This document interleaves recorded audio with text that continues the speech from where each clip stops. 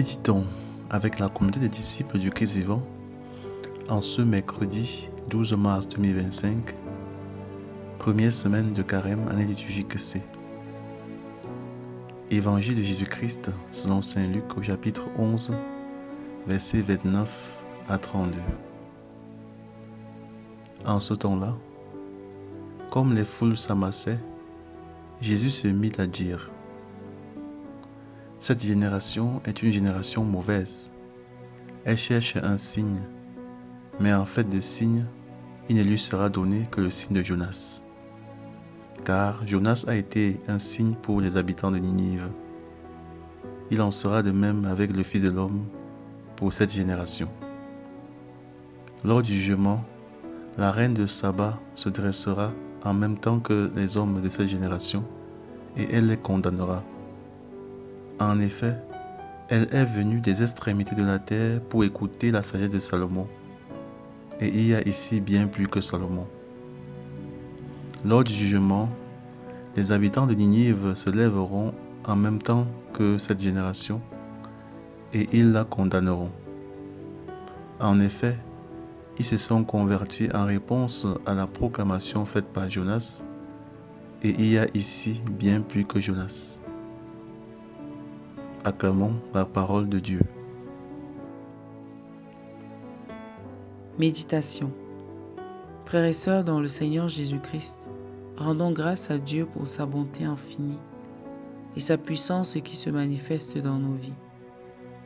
Aujourd'hui, Jésus s'adresse à la foule qui l'entoure, une foule devant laquelle il a déjà accompli de nombreux prodiges.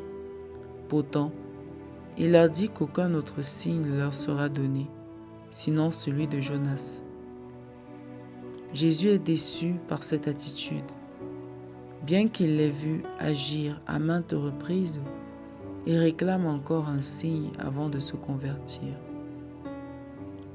Le signe de Jonas avait pour les personnes de cette époque un sens bien précis.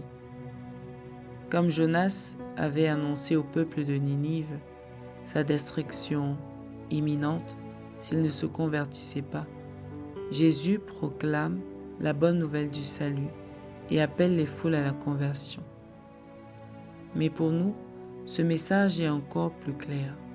En Jésus-Christ, nous avons reçu le plus grand signe de l'amour de Dieu.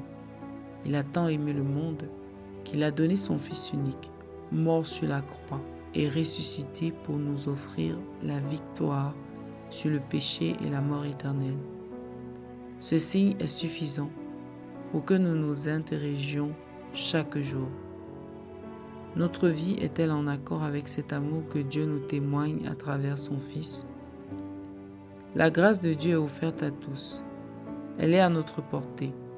Pourtant, nous refusons parfois d'accomplir les efforts nécessaires pour l'accueillir, allant même jusqu'à saboter le sacrifice du Christ par nos comportements et nos vies désordonnées, qui pourraient laisser croire que Dieu n'agit pas pour nous.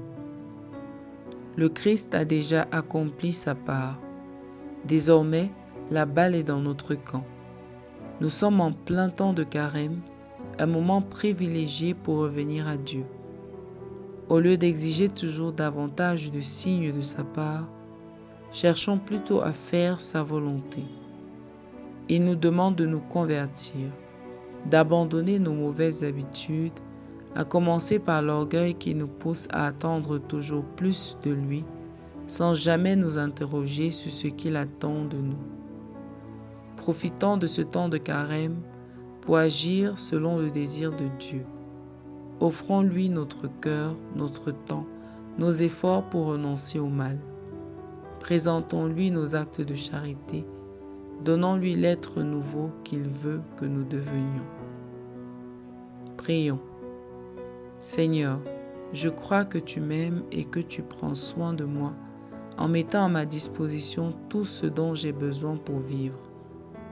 Accorde-moi la grâce d'arrêter de réclamer des signes et de me concentrer sur ma propre conversion. Aide-moi à renoncer à mes mauvaises conduites et à faire pénitence pour conformer ma vie à ta volonté. Intercession. Seigneur Jésus, nous te confions tous ceux qui repoussent leur conversion à plus tard et ceux qui posent des conditions pour se tourner vers toi. Révèle-leur l'amour du Père afin qu'ils comprennent que leur conversion est la clé d'une véritable vie épanouie. Donne-leur la force de renoncer aux actes qui les éloignent de toi.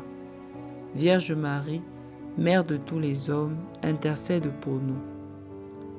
Exercice spirituel. Prenons aujourd'hui un moment de silence pour discerner dans quel aspect de notre vie nous résistons à la volonté de Dieu, tout en attendant des réponses de sa part. Prions pour recevoir la grâce de nous soumettre pleinement à son amour.